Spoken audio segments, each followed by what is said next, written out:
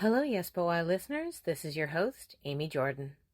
Welcome to Yes But Why, episode 257, my chat with UK-based performer, Llaura H_Improviser. But first, let's talk about our sponsors. Today's episode of Yes But Why podcast is sponsored by Audible.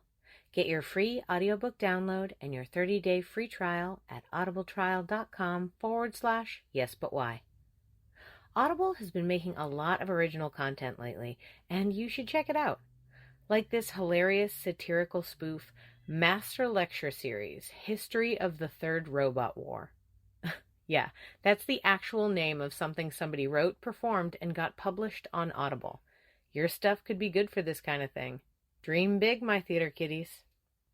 Head on over to audibletrial.com/yesbutwhy right now and download the app.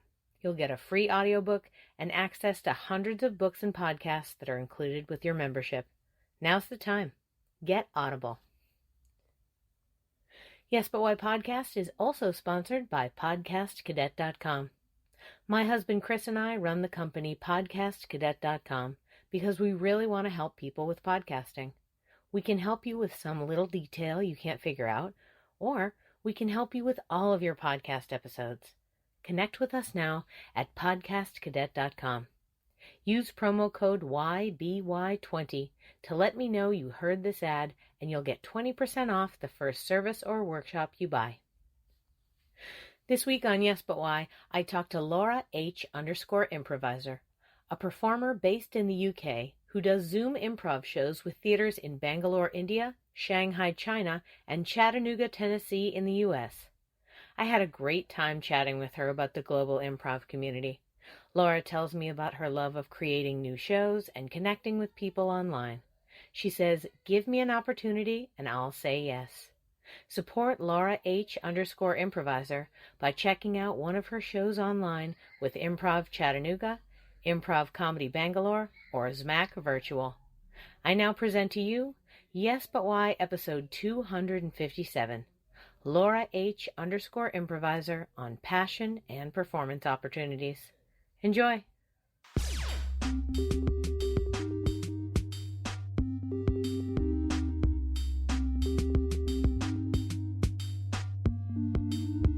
I'm Amy Jordan, and this is Yes But Why podcast. Yeah!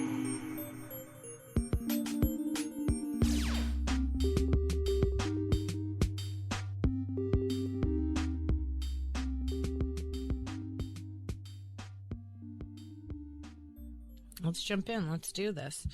So my first question to you is, what was the first time in your life when you did a performance or something creative where when you did it, you were like, oh yeah, this is the thing that I want to do all the time?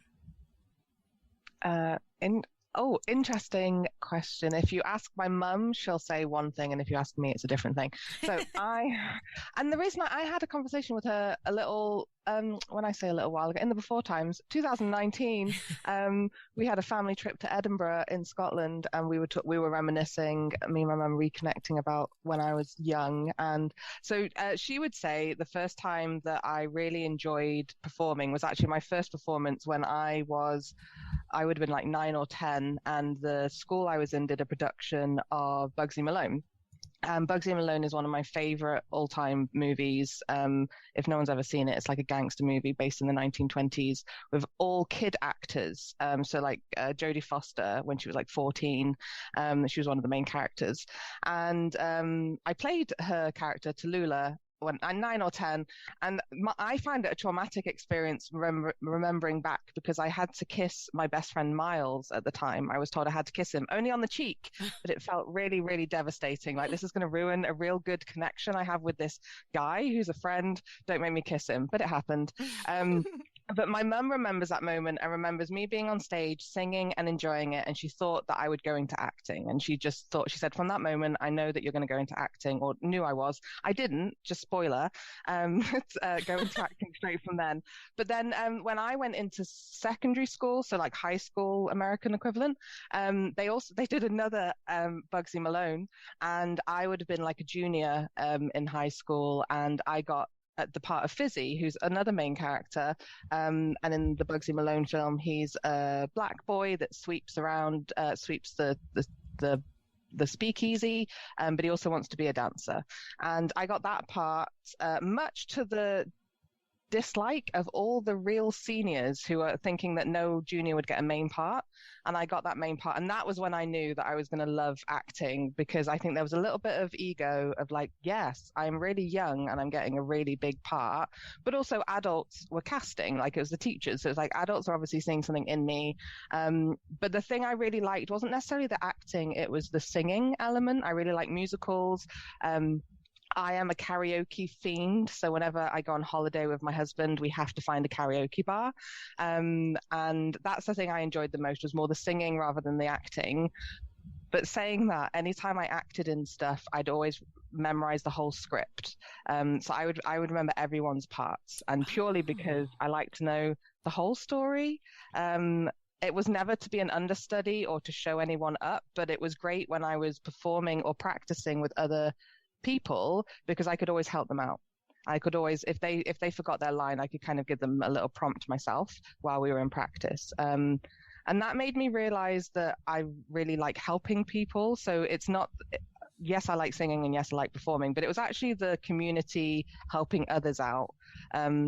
Which still to this day feels a bit odd, not to me, but I see there's a lot of egos out there where it's kind of like, let's step on other people and not support people. Yeah. Not so much in the improv world. No. There is that in the improv world, but not so much. So I think, yeah, when I was in high school playing Fizzy and Bugsy Malone was the first time I realized that I'd like, performing is for me, but then the way that my childhood took with my parents separated when I was 10, which meant going to different schools, moving to different places. I ended up in Germany for like the end of high school before I started college. And they didn't really have any performing opportunities there at that school. So it, in a sense, I had to stop performing because it was forced. There was no opportunities for me. And then so I kind of just took the natural career path of like, okay, get a proper job. Because in my eyes, I didn't know that there was, acting and performing and everything that happens behind the scenes is proper work. But it was just nothing that I had exposure to because of that gap, I guess. So I ended up just having normal jobs, like call center jobs, and I became a trainer, and trained in psychology. So there's still the helping other people and learning about human nature kind of carried through from that initial wanting to help other people perform well and remembering everyone's scripts, to then finding improv in like 2016. So there was a big gap of like, from 2001 to 2016, probably the only performance I did was karaoke. So 2001 was that Fizzy role that you were like, I love it so much? No, Fizzy role would have been earlier than that. So Fizzy role would have probably been 1999. Right on. And then 2001 was when I moved to Germany. So that's kind of when my opportunities to perform stopped. So after the Fizzy role, I did like school talent shows. And I remember doing, and I can't remember what I did, but I remember doing like little like parts of scripts. Like I remember doing some stuff from Greece, and I remember some other stuff, but like the two things that stick out for me are being Tallulah and Fizzy and Bugsy Malone. Those were kind of my peak. I peaked back then in the theatre world. Those are the two I remember the most. But my mum would say it was when I played Tallulah, is when she knew I'd want to do some form of acting, and for me it was when I was Fizzy. I love that it's the same play though. Yes. Like that's such a funny detail. Like I definitely did not do any plays twice. So I think it's fascinating that you would have been in two separate productions. Was the end result production different? Well, like in the design or whatever yeah. style? Oh, yeah, completely. Yeah, the first one, because we were just kind of real young kids, it was just more in the auditorium, but a couple of tables, a couple of chairs, not much fancy stuff. And then when I was in the fizzy version, that was on a proper stage with full lighting, backdrops, everything. Yeah, with a proper audience. Audience that had chairs, not having to sit, on little baby seats in the auditorium, like the high school gym. So big contrast between the first one and the second one. I like how in your story you mentioned that you learned all the lines and you're like, no, I didn't do it to show up anybody. I think a lot of people do it because it's easier.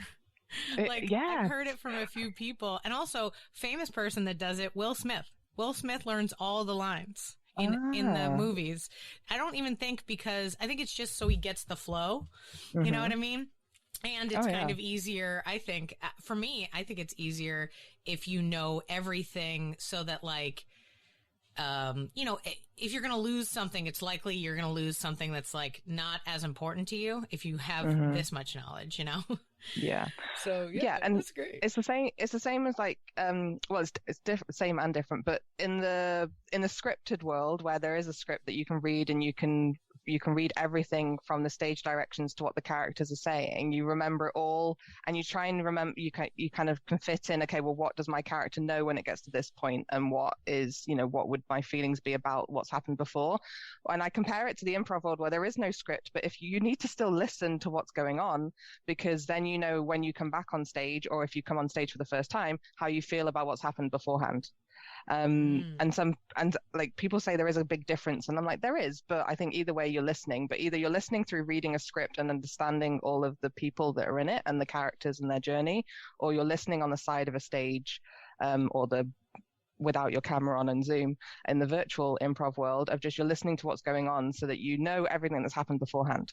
But I appreciate it's difficult in the improv world because it happens as it happens. So you can't always be 100% present, but I think that's how I'd compare it. So when people are used to reading scripts and they're a bit fearful of going into improv, it's like, no, don't worry about it, because you can make it up. And yes, it is scary, but everyone else is listening to you, so they know how you feel and how their character is going to feel about you, which is hopefully they like you.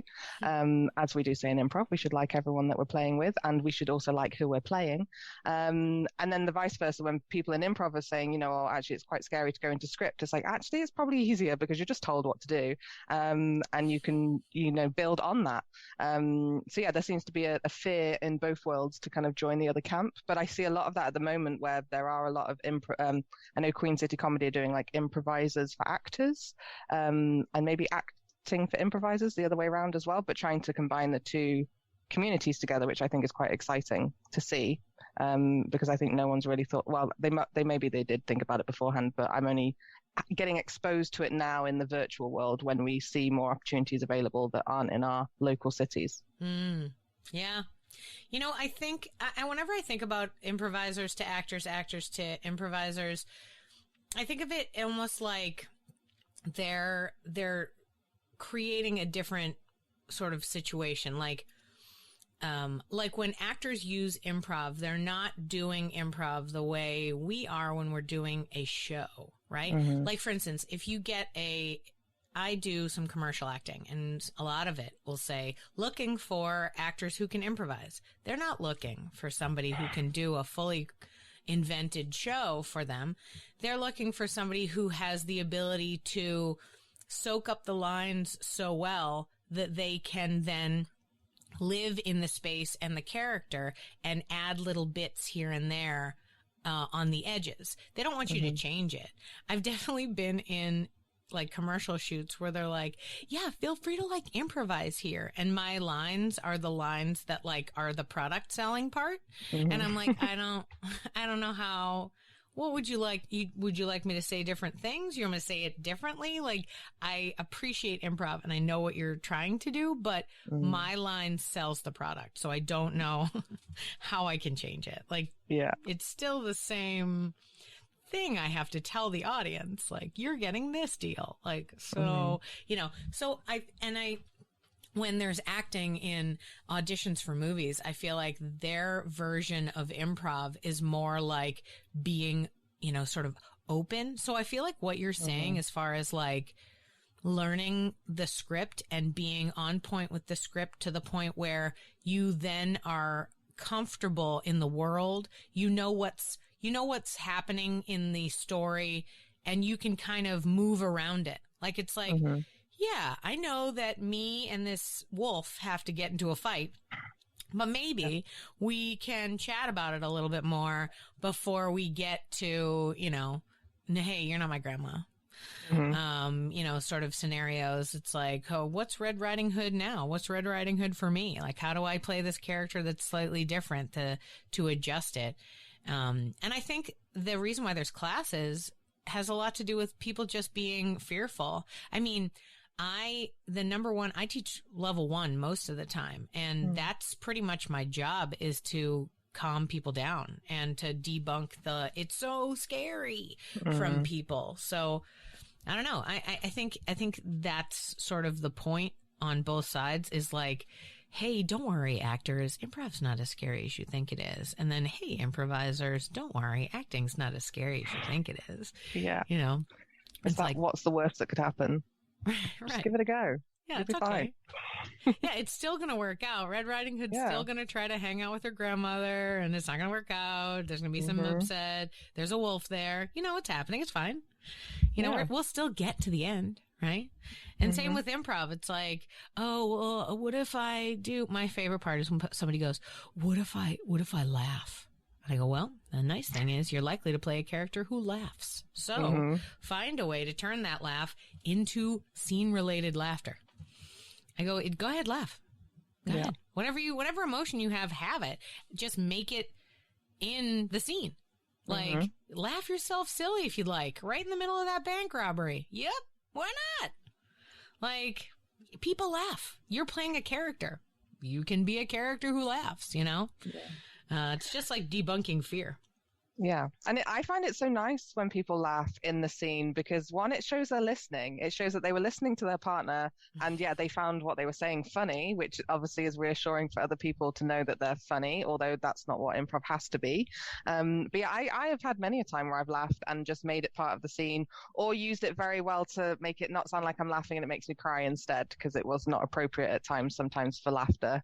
Although then again, you can play with that as well. Laughing at a funeral does happen. Naturally, a lot of us get a bit nervous and we laugh at nervous times or inappropriate times. But yeah, I think it's quite, as an audience member as well, it's wonderful to see someone inappropriately laughing but making it part of the scene where it becomes justifiable, and you're like, yeah, no, I completely see that you as a human were laughing, but now you've justified it as a player in a character in the scene, and I like it even more.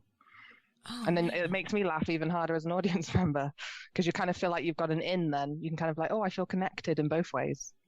Yeah, totally. Man, I never thought of it that way. That's even better. Thank you. I'm going to be using that one next time I'm reassuring someone it's okay to laugh. But man, it's funny. You know what it makes me think of? Back in the day, based on the years you've given me, I'm just maybe 3 or 4 years older than you. And so my SNL cast when I was in high school, which they say is the one you associate with the most, had Jimmy Fallon in it. And I always got mad at him because he would laugh his way through every sketch. He would never stay, like he would just break constantly. And it made me so mad. And when he became the Tonight Show host, I was like, this guy? What? Why? I don't get it. He doesn't even know how to do a scene without breaking.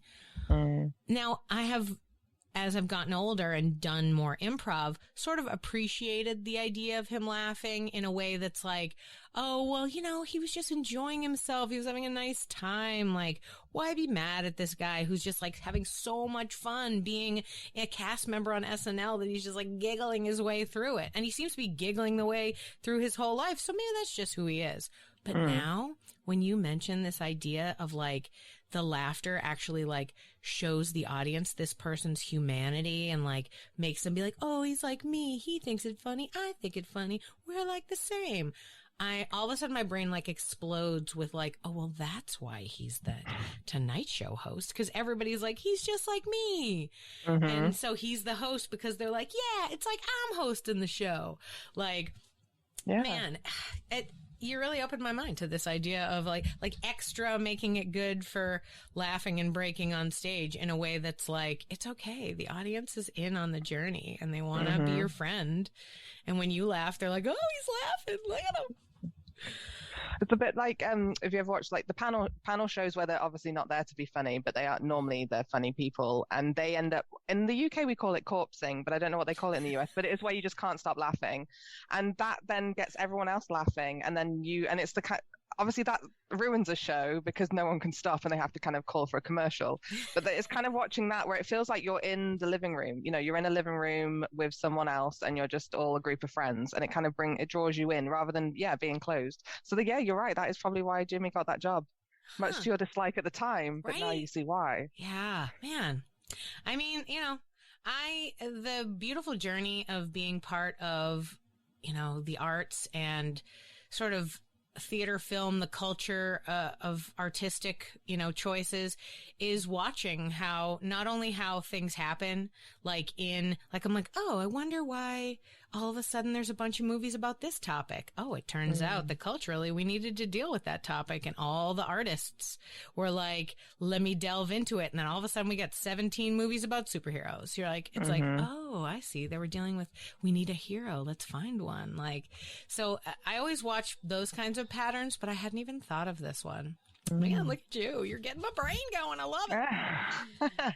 Oh, man. So you got involved in improv well after, you were working and getting out in the world and stuff like that. I find that is common. It is a common thing that people are like, yeah, I'm not going to be a full-time theater person, so let's just get a regular job. Do you feel like was there pressure from your family or community to be like, oh, Llaura, you actually have to get a job, a real job. You can't just be a theater person. That's not a possibility. No pressure at all. So the great thing about both my parents and my stepmom as well, because my dad remarried. My mum remarried as well, but she's on her third now, so we don't really talk about them. Both my parents have been so supportive that they've always said, it's your body, do what you want with it. It's your life, do what you want with it. Just be ready to own up to your mistakes, and appreciate that you can't really blame anyone else apart from yourself, which has been a great lesson for me to carry throughout. So from finishing, wow. So they are so supportive. And I think, so I've got some great mantras that I carry through life, which I've always had the one, which is life is improv, despite never doing improv until more recently in down life, but in the sense that you can't plan anything, just go with the flow, always say yes. And if you say no to opportunities, it's your own fault. You can't blame other people, because you didn't go down that route. So, I'm not a big believer in fate, but I'm just a kind of, you do what you do and things happen, and just enjoy the ride, even if it can be difficult at times. So very optimistic, glass half full type of gal. But no, so parents did not tell me what I needed to do with my life. The interesting thing, from the age of 5, I always said that I wanted to be like a solicitor, or something in legal, as well as performing and singing. And then I started reading law after school, and within a matter of days was like, this is definitely not for me. Despite my granddad giving me lots of stuff and me really enjoying, I think it was just overhyped on films and documentaries and stuff, and I really enjoy reading thriller books, murders, crime, anything like that. The darker the better. And I still do that now, but I realized that law wasn't for me, because law seems to be too much about the money than anything else. Or that's how it was pitched to me when I started. So I stopped that and just took a call center job, like a basic call center, like home delivery, supermarket delivering food kind of call center, or the old ladies that hadn't gone onto the internet yet. And then and then from there I took all the opportunities that came my way. So became there was a leadership program, so I took that leadership program, and unfortunately there weren't any like managerial roles at that company, but that was fine. Met my husband there. We've been together 16 years now. Nice. We met at that company. We've worked at different companies together since, but we now work at the dining room table together, so it's not the same company, but it's the same space. But no, so I naturally so I ended up moving. It was quite this is weird, obviously nothing to do with improv, but just kind of how I take opportunities. So I was leaving that call center company, and I went for I went to a recruitment agency, and I was being interviewed to work for an IT company. But behind me, I could hear someone being interviewed for a role for a company that was literally 5-minute walk from my front door. And so as soon as I finished the interview with the IT company, I turned around to the other recruitment agent and said, "Are they hiring still at this place? It's really close to my house. I think I could do the job." And he looked at the specs that I'd filled in, and he's like, "Yeah, you can start on Monday."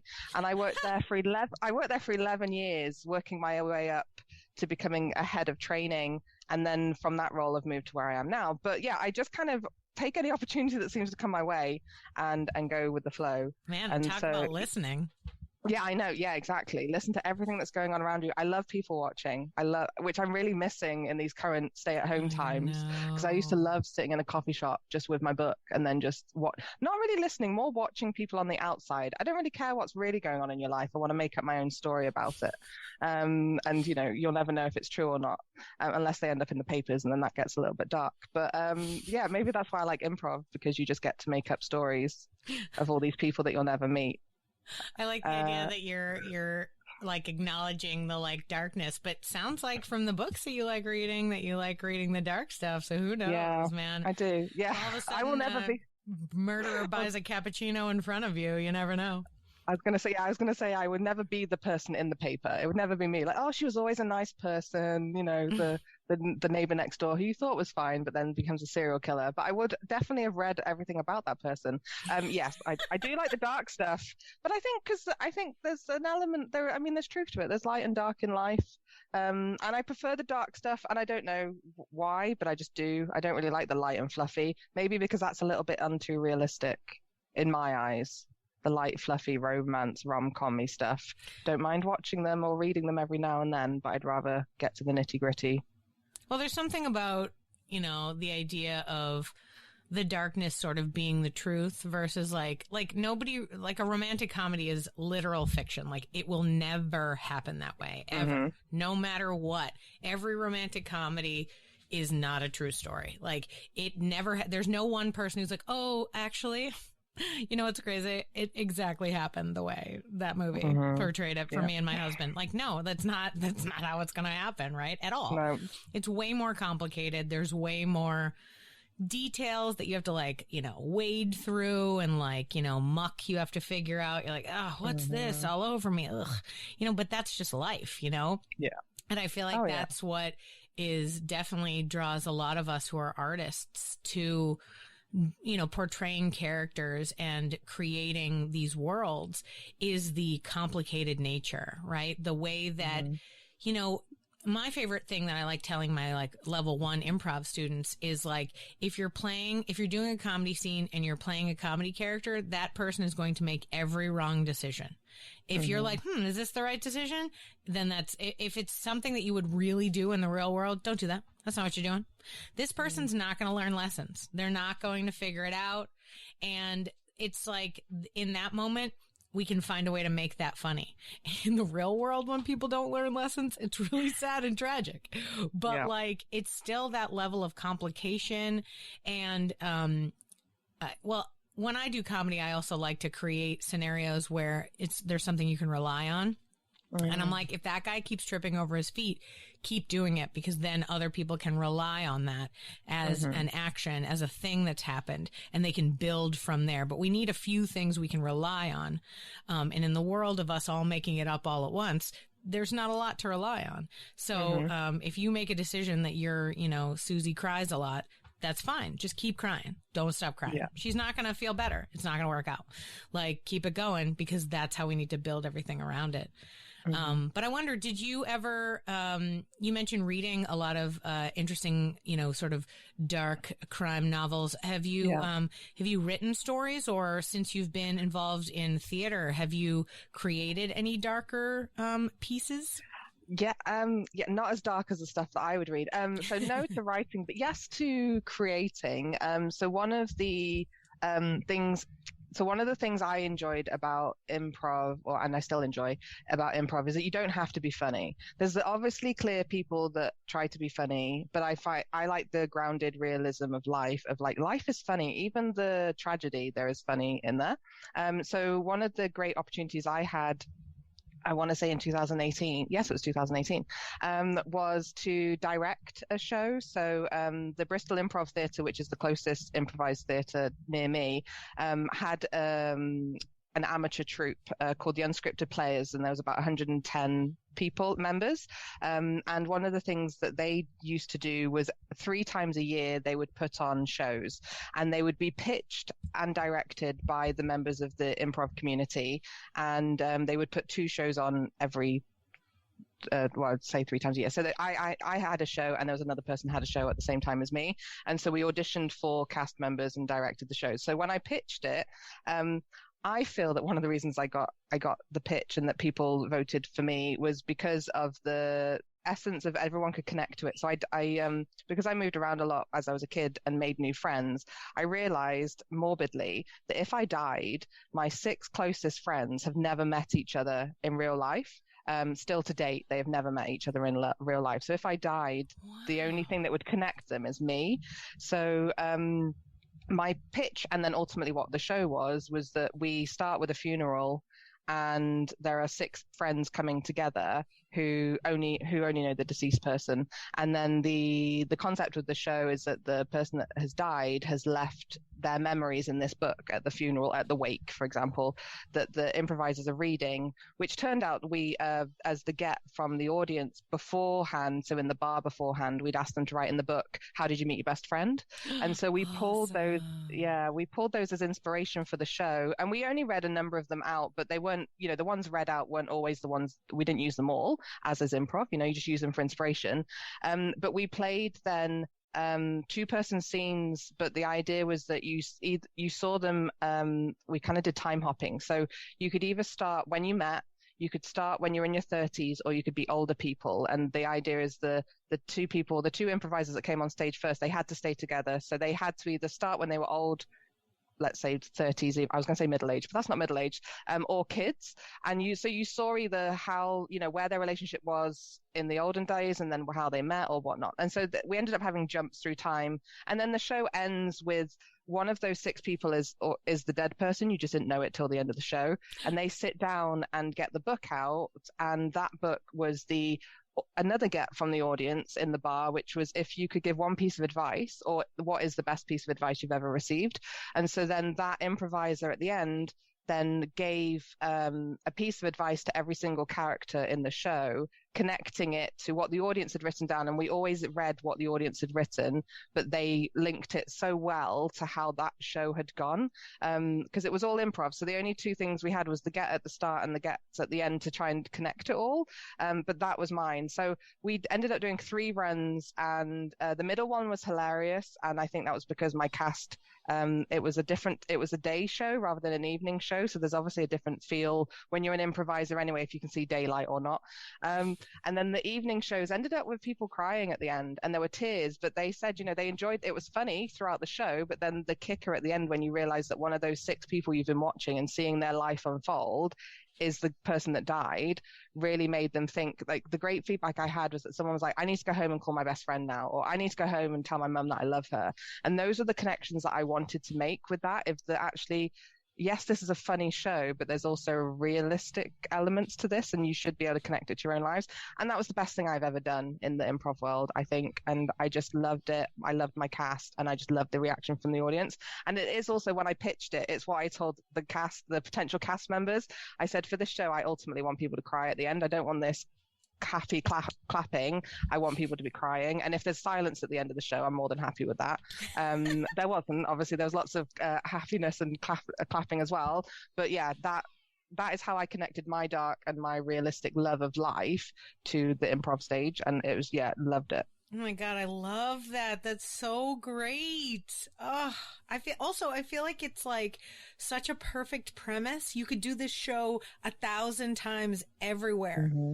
Yeah. You know what I mean? Like you could redo this all over. You do it at like, you know, when we're in the after times, you can do it at international festivals and all these people never met each other, but they can be the 6 best friends. Like, exactly. Oh my God, such a good one. And also like what an interesting detail of your own personal life that like your people who you consider your closest friends are kind of all over the world and have never met each other. Like that's so interesting.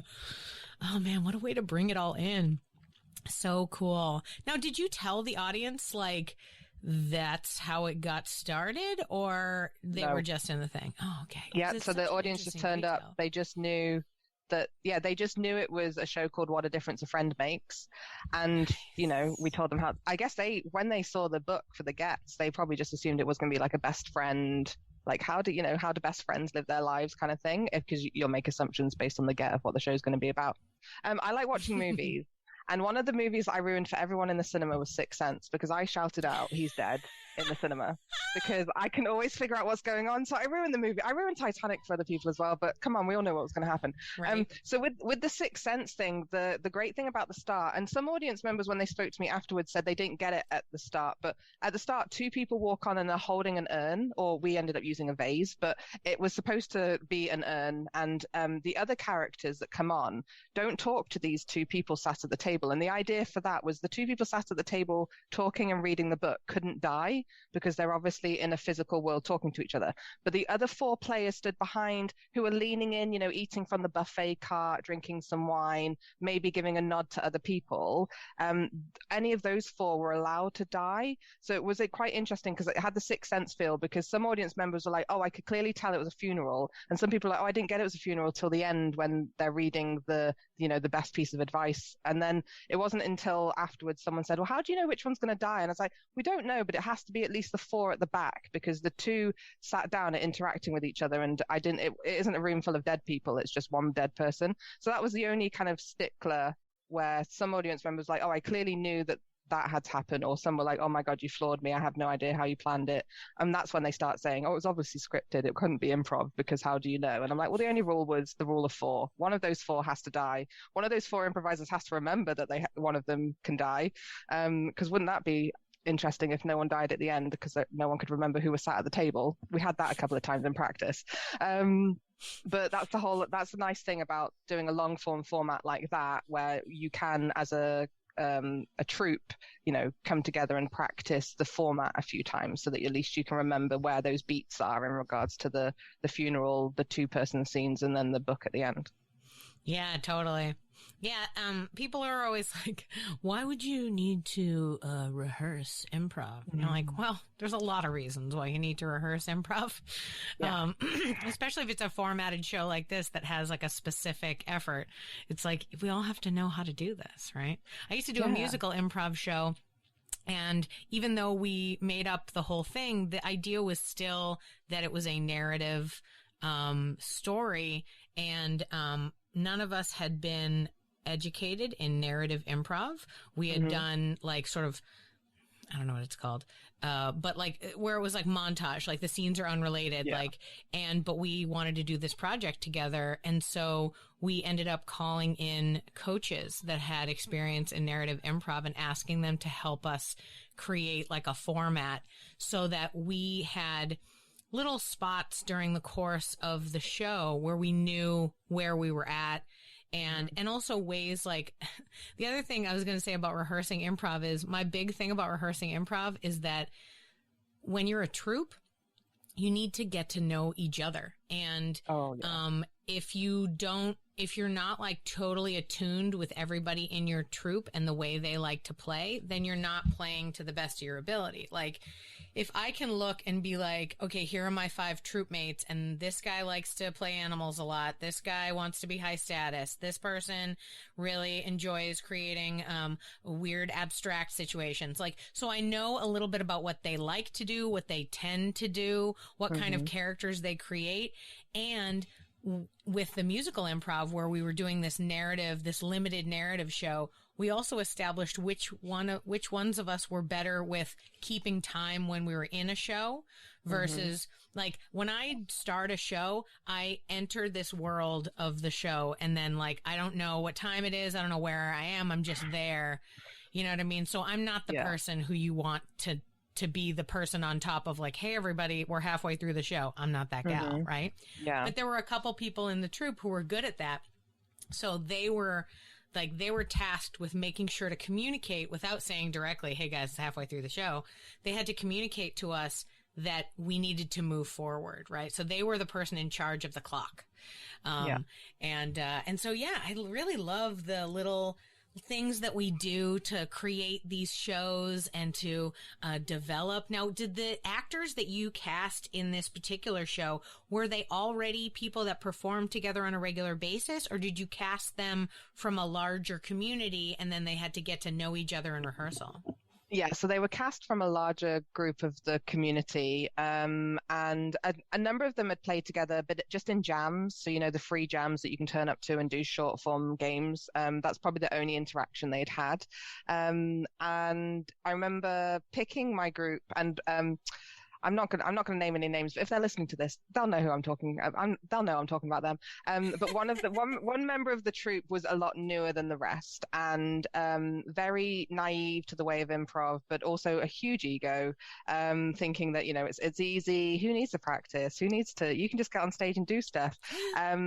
And it was quite interesting because when I picked my cast members, I had a mentor at the time. I had a couple of mentors, but one of my mentors was like, "Are you sure? Are you sure? You definitely want this cast person and the ensemble." And I was like, actually, yeah, because we're all new at some point. We all need to go through those lessons. We all need to learn, you know, how to work with other people, how to interact. So I didn't see it as just a learning curve for that newer person. I saw it as a learning curve for everyone in the ensemble to, like, you need to respect the newness of improvisers as well, because they come with fresh ideas. And I guess the great thing of having a troupe leader or a director or whatever label you want to give it is they do need to have to be confident enough to draw the line and say, actually, I'm going to make the end decision if it's needed. But I guess the great thing about a troupe that work well together is that you organically make those decisions and those agreements together. But in this instance, there were times where I had to just say, no, this is what we are doing. But that was fun because I ended up, and I think maybe because of the nature of my story which was about friendships, we spent the first couple of rehearsals, you know, so maybe the first 2 hours together, just learning about each other's childhoods and who was their best friend, what best piece of advice that they received, and also understanding people's boundaries and what people were and weren't happy to cover. And we'd obviously do that check-in every time because people's boundaries change. Just because I told you one thing last week doesn't mean it's going to be the same, or there isn't anything different the following week. So that was good. By the end of it, you could tell we were a really nicely knit troupe because we could do games where, you know, you have to try and perform something as another person in the troupe, and the rest of the troupe have to tell you who they're doing. And you could tell that it became so natural and easy for everyone to play each other to their strengths, especially, you know, mentioning about someone that likes to do high status, someone that likes to fall over a lot, some person that's quite forgetful. We could all naturally play the part as if we could be in their shoes, and that was lovely to see, because I think one of those great things is if someone wants to try something different in their troupe, I'm naturally I will always try and initiate first just to kind of get the ball rolling, and tended to go high status a lot in the before times, but don't do it all the time now in the virtual world of improv. But at least, you know, if the high status person stays high status, you've got that reliable element. But if the high status person tries something different, then everyone can feel comfortable in the fact that they've still got all their own normal things to fall back on. So if someone tries to change something, it doesn't feel so scared and weird because everyone can be like, okay, they're changing it up a little bit, but I can stay in my normal funny zone. Or as you said, like the clock timer person, or whatever that might be. So it was quite nice because then we found people stepping out of their comfort zone and trying things different, which is why our middle show out of our 3 runs was a bit funnier because the newer improviser decided to throw out the rule book and not listen to anything that I had ever said in any direction, and tried to change the format of the show, which made it a really funny show. But then afterwards, when we did notes before the 3rd show, I was like, can we just go back to what it was supposed to be, please? And then that's quite the interesting thing, because with my show, I didn't perform in it. So I think one of the interesting things is as a director, And as we all know, it's improv. So as soon as the show starts, who knows what's going to happen? And that was an interesting learn for me, is to be able to step back and just let someone else take control. And I'm a very in my own personal life, I'm very controlling in the sense of like, I don't like to wait for things. I even did an agenda for my own wedding. That's how like organized I am. I told everyone what they were going to wear and where they were going to be. So in my personal life, that's difficult. So improv's great for me. Yeah. It's just needed sometimes, because if you hang around with a lot of people that just go with the flow all the time, you're like, no, we need some firm decisions. I've always been an organizer. I've always been a producer, a director. I'm the first person to be like, yeah, what is their paperwork? I'll do the paperwork. It's fine. Oh, I love a good tick sheet, like a quiz, a little thing. I can do all that. Questionnaire when you're on in the before times. I was going to say, when you're on a plane and they give you a questionnaire about how good your travel was, my husband just passes that straight to me. He's like, here, you love a good questionnaire.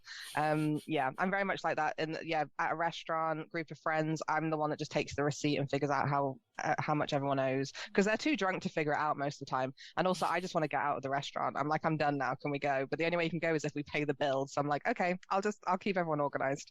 Just keep life simple.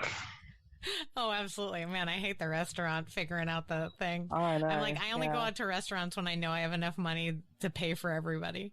Where it's like, listen, I cannot. I mean, that clearly means I go to restaurants like once a year, but like, but at least when I go, I'm like, listen, don't worry about it. Here, credit card, done. It's fine. Yeah. I got it. Like, I am not doing math right now. I just had a great time. Yeah, exactly. Oh my God, so funny. Yeah, I also have a controlling vibe to me as well, which is kind of what made it really super hard to get into improv. And I didn't get into improv until later in my life as well. I did theater and I did plays. I was a stage manager for a long time. Man, talk about control.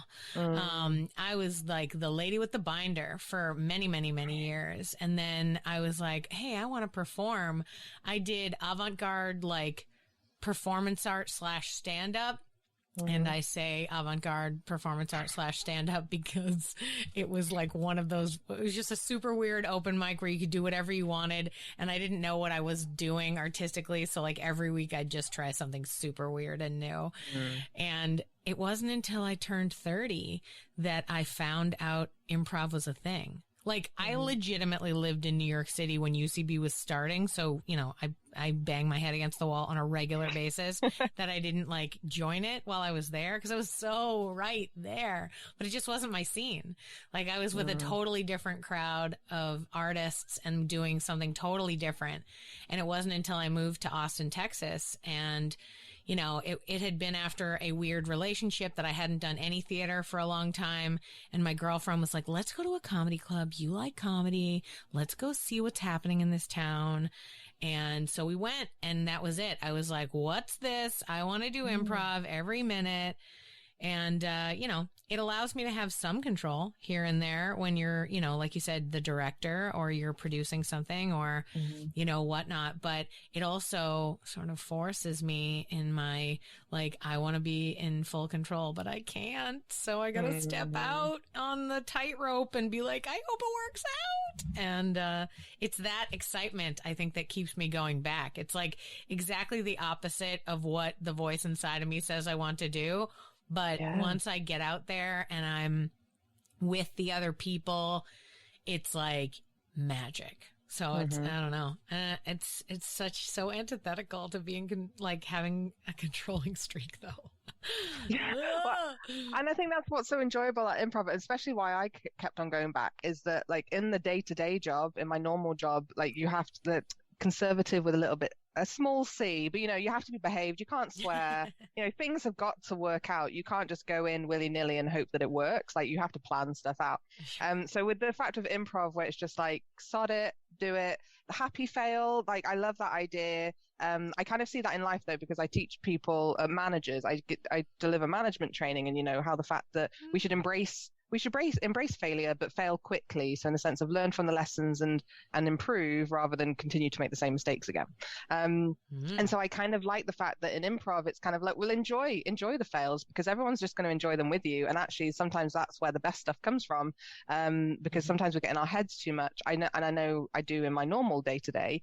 You get in your head, you're trying to, the organizer in us. So in improv, you can't do that. You can't organize, you can't plan. I know we've talked about directing and having some form of, element of planning, but really there's no planning once you get up on the stage, because anything could happen. And I think that's the thing I enjoy so much that makes me keep on going back, is that one, you can't really plan what you're going to do. And if you do, people know you're doing it. So I either find that's really new improvisers that are trying to plan, or just really egotistical improvisers that are trying to force your hand. And you're like, I see the game you're playing and I'm not playing it with you. So let's, you end up playing a game within a game, really, of stopping them from getting anything they want to do. Which the first, one of the first games not really a game, but, one word at a time. And that was something that was shown to me, which I now use in leadership training, just to show people that, the element of listening and being present.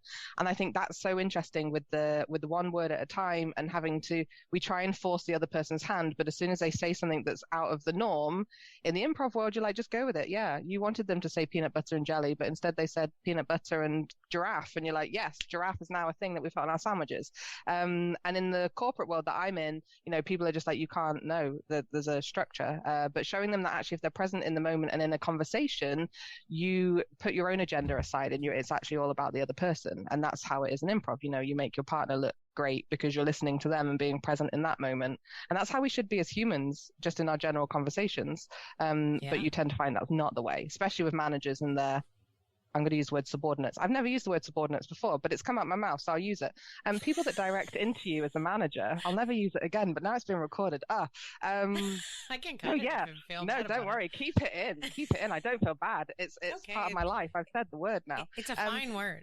It is a fine word. It's a fine word. I might end up using it more now. But yeah, you find that, you're always trying to push an agenda in a leadership world. And I think, actually, we need to just be open to everyone being the same, which leading back to when I was talking earlier about the lessons my parents had given me. I don't know which parent gave it to me, but it was the element of always treat everyone the same. So whether you're a cleaner or a CEO, treat everyone the same. There's nothing better or worse about every individual. And I've always seen things that way, which means that I'm never nervous. So you can put me in front of anyone with a title and I don't get shy. I'm not nervous at all. I also don't get I personally don't understand, when people get really excited about seeing someone famous. I don't personally see that, but I think the reason for it is because I just see everyone the same. Like, you're all human beings. That's your job.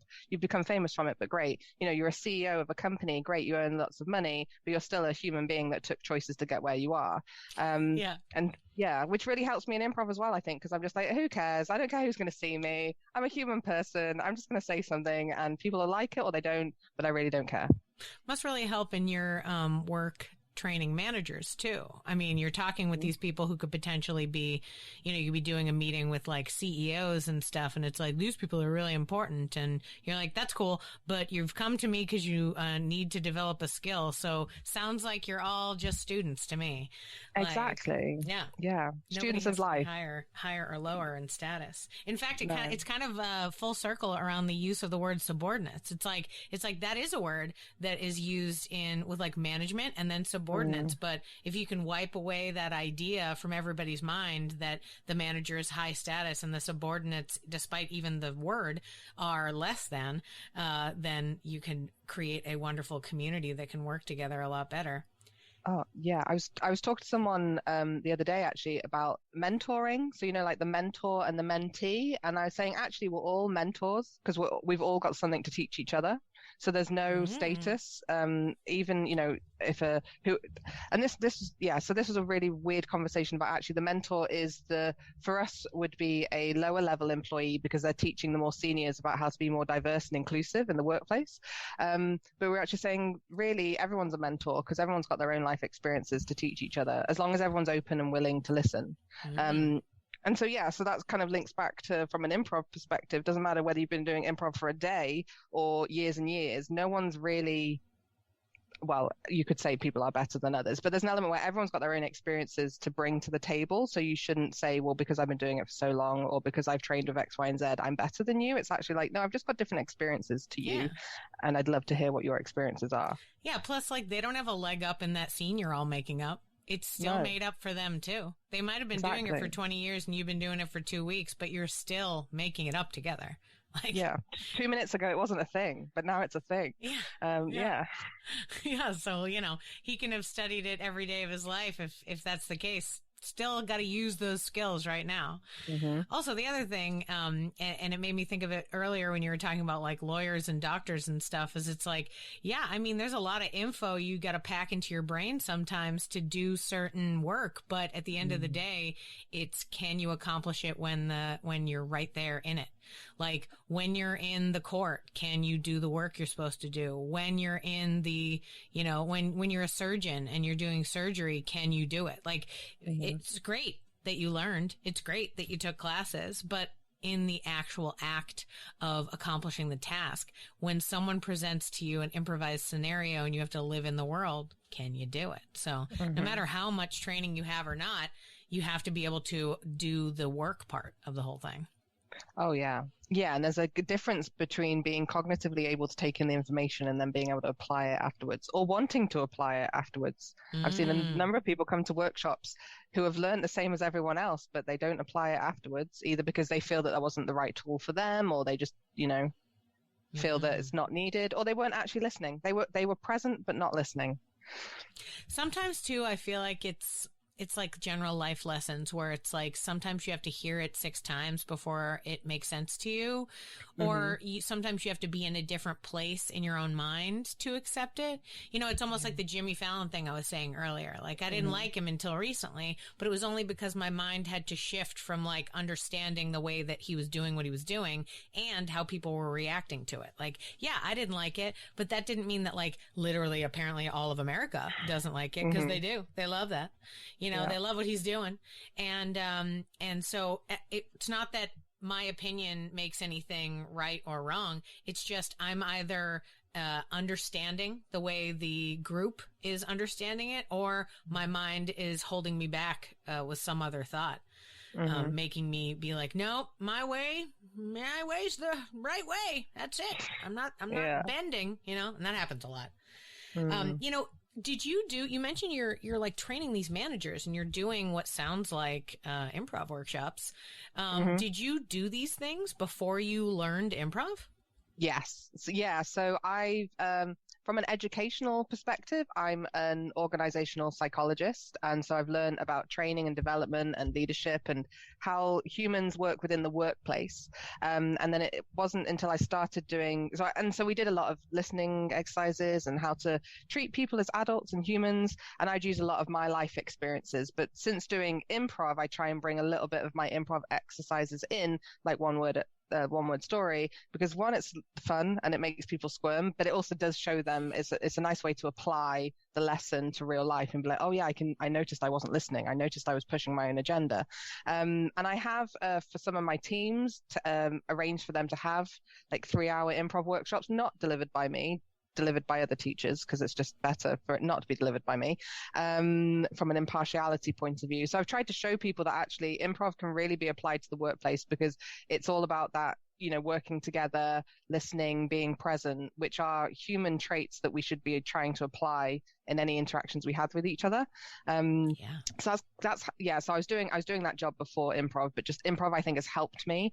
And then also in my improv life, as well as directing the show, but being members of troops that have to commit to the rehearsals and doing shows, and for a period of time, now all my years escape me, but I want to say September 2018 to September 2019, I was company director for I only say it because it was a year period, but I definitely think it was a September. I was voted in as part of a AGM, so an annual general meeting, by the Unscripted Players community in Bristol Improv Theatre to be their director, so to be their actual company director. So I worked with a kind of production manager and like a an events manager so that we could keep the community together and do fun stuff like going to play bingo and going to movies together and whatnot and putting on like social events, but then also running those 3 shows a year that I mentioned. So that was done by other people before then, but then I was voted in to do that. So then that ended up me running the whole show for like a year, which was scary, but also meant I had to stop doing improv because I found it really difficult to perform improv while also looking after the expectations of about 100 other improvisers. Because you just don't have the headspace. Plus, I had a full-time job and I was studying for my master's at the same time. Yes, I'm an organized person that does a hell of a lot. That's crazy. Yeah, it is crazy. So then September 2019 stopped. I stood down. I was like, I can't do another year of this as the company director. And then stopped doing improv until the unfortunate lockdown. So from September 2019 to like March 2020, didn't do any improv because I was like, I'm so burnt out from improvisers and improv in general. I think I auditioned for a show. Yes, I auditioned for what would have been a marathon and didn't get the part. And then the notes I got in regards to why I didn't get the part, they were like, you need to have more fun. And I'm like, yeah, I definitely wasn't having fun in that audition, but it was purely because I was all in my head. I was still too focused on the things have to be done a certain way from, running people and trying to meet too many people's expectations. So the great thing about COVID in a positive way is the lockdown and us having to seek performance but in an alternative fashion. And so it wasn't until April 2020 that I noticed that there were elective courses like improv workshops, just a couple of hours workshop or a day being hosted online and being shared across Facebook, and no longer people were still talking about what was happening in the real world, but more improvisers were being vocal online, which made me think, well, why not? I'll dabble in this online improv. I ended up which again, pushing myself and being someone that always says yes to stuff. A teacher called Imogen Palmer, she was doing a course called Words That Burn, which was improvised rap and poetry, 2 genres that I had never done in improv. Musical improv, yes, but not specifically poetry or rap. So I did that elective course, and then from there, members of that class, they invited me to perform with their companies around the world. And so from that, I've then ended up doing quite a lot of online improv now. Yeah, because I've formed lots of troupes and been parts of loads of competitions. But I think I needed that gap from September to being forced to be in my home all the time to then find this new world of Zoomprov, as it's being referred to, not just by me. Yeah, which has been really, really delightful. Not just by me, but been really delightful because also now I can see that there is improv outside of the city that I live in, because that's all I had been, apart from, watching TV shows and whatnot, mainly Whose Line Is It Anyway, and SNL, I hadn't really been exposed to any improvisers outside of the city or who had visited my city. So this has been lovely to actually now reach out and have many more sofas to be able to sit on when I do a world tour of improv when we can start traveling again. Man, the global improv community has really stepped up during COVID for sure. I mean, I feel so much closer to friends of mine internationally because of this. I've made good friendships. It's been really amazing, as far as using this time that could be really terrible and instead connecting with people and making friends. I mean, I feel like just across the world, it's more unified than it ever was before. I mean, to the point where you're right, there's classes everywhere. I mean, you could be taking classes in anywhere in the world at this point because every school has opened up to it being online. So no matter where you live, if you live in a small town and you feel like, well, there's nobody else around me, I bet you have the internet and you can meet people everywhere in the world that want to do stuff. There's just something so amazing about that. I mean, I'm lucky. Austin is a great improv town. When travel is up again, please come. It's a good time. Yeah. There's 5 improv theaters, currently 2 without spaces right at the moment, but still maintaining as communities. And, just good people who do different styles. There's not even one style of improv that everyone in town is doing. It's all different. And so there's always been that. I have legitimately met people who I should have known for the last 10 years of my life that I never met. Like, and there's lots of reasons, but like, you know, I interviewed, the last interview I did right before you was another girl who lives in Austin, who it's like, how is it that we're not friends? And she's like, I don't know. How have we never met? And I was like, I don't know.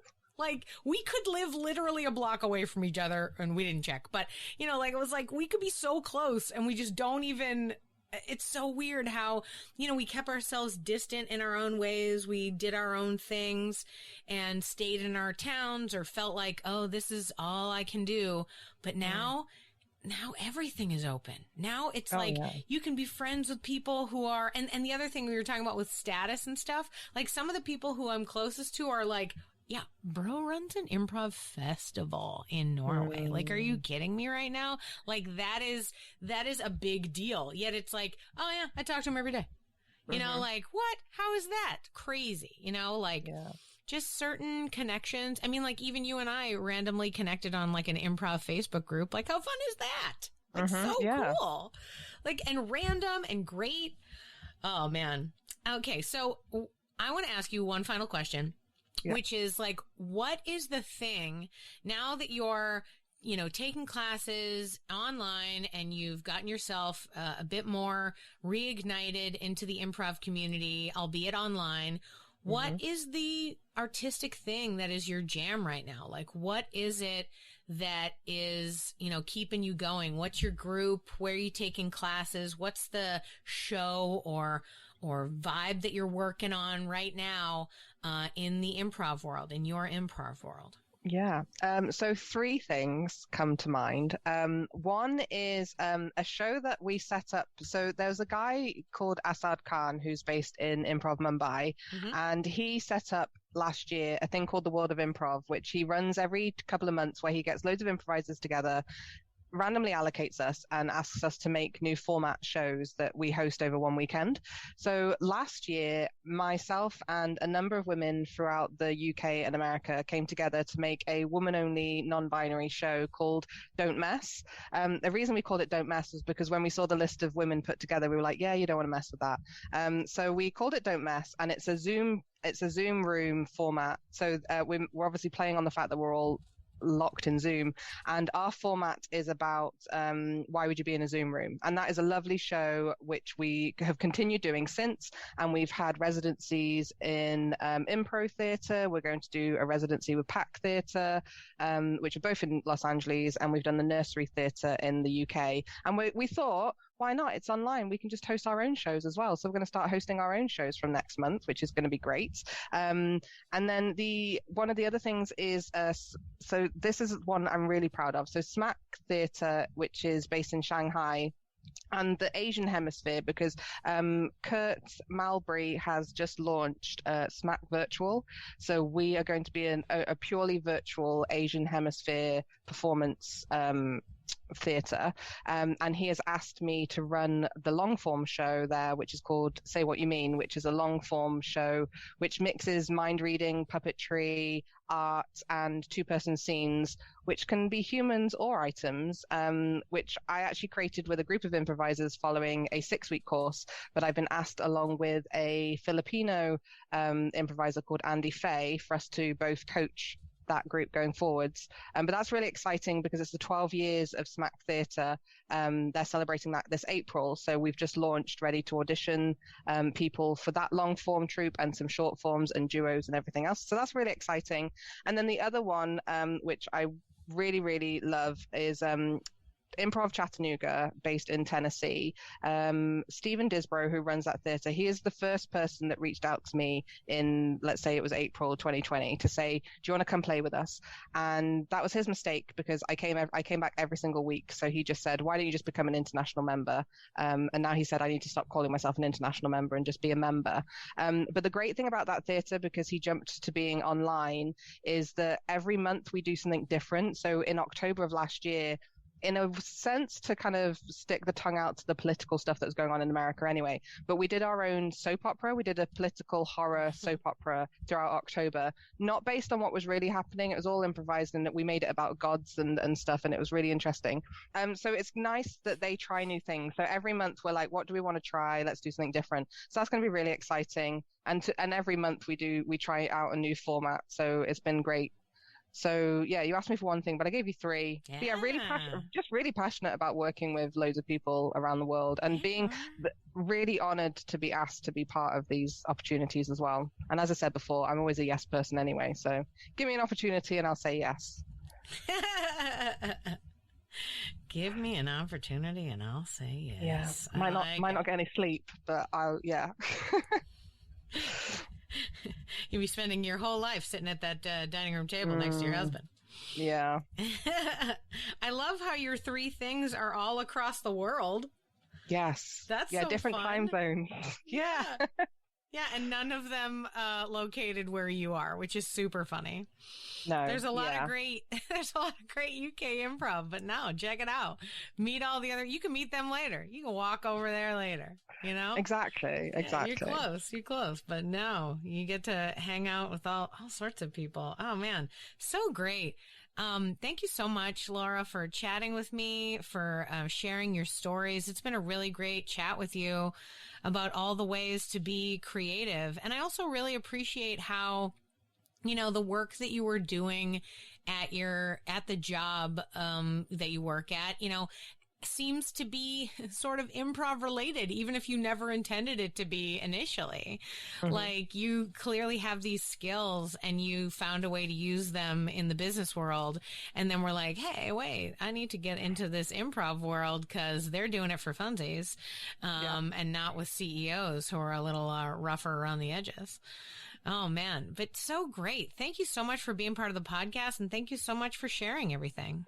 Thank you for having me. Really enjoyed it. Great.